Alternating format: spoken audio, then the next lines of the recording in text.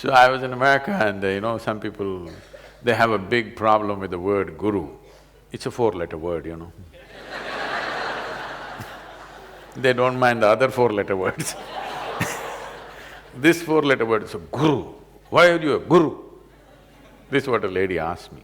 Why are you a guru? Oh.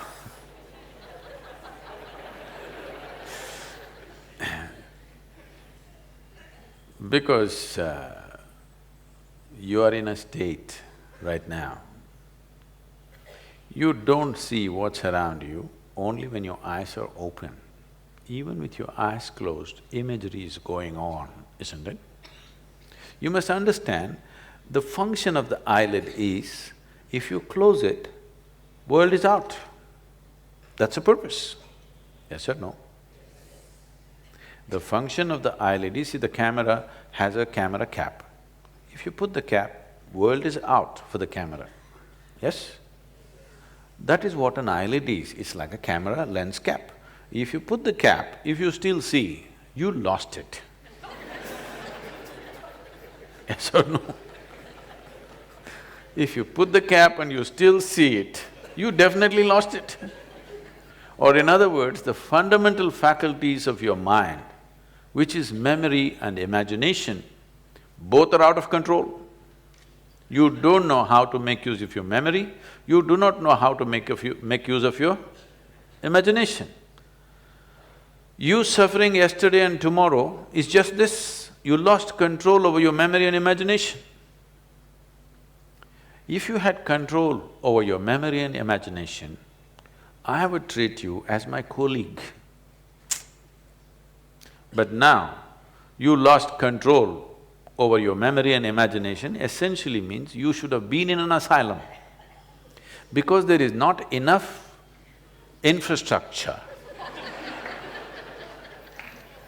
Instead of being in a mental asylum, you're in Mumbai.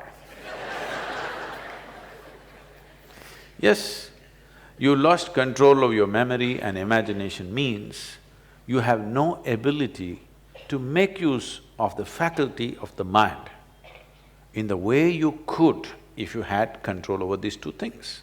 Something is happening, your idea of success is you made a living, okay? You made a living little better than your neighbor. Your neighbor has a Maruti, you have a Mercedes. This is your great success. Suppose tomorrow we distribute Mercedes to everybody, you wouldn't want to get into it, yes? So you have no appreciation of the technology of Mercedes.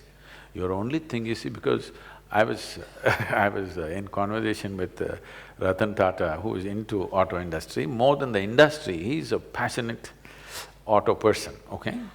So once we sat together, we were not talking spirituality or business, we were talking only cars and mobile, machines. So, when we are looking at these things, see, the thing is just this.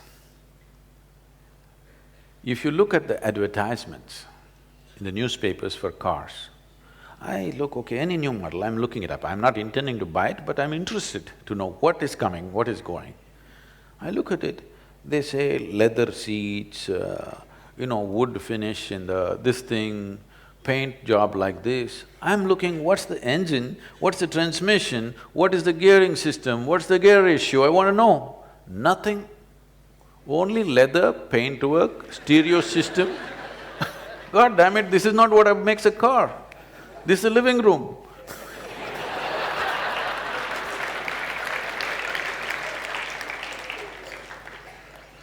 A car means what's the engine, what's its torque, what's its BHP, what is the transmission, what is the gearing, how does it behave, what does it do?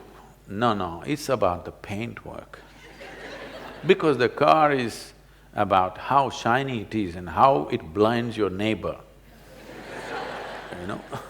unfortunate.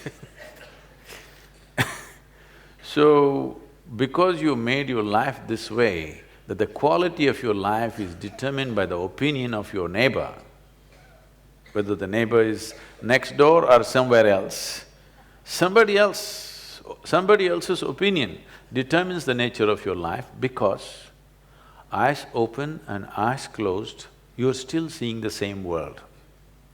You have to at least come earn this much in your life. If you put the lens caps, it should be over. Yes? You should not see anything.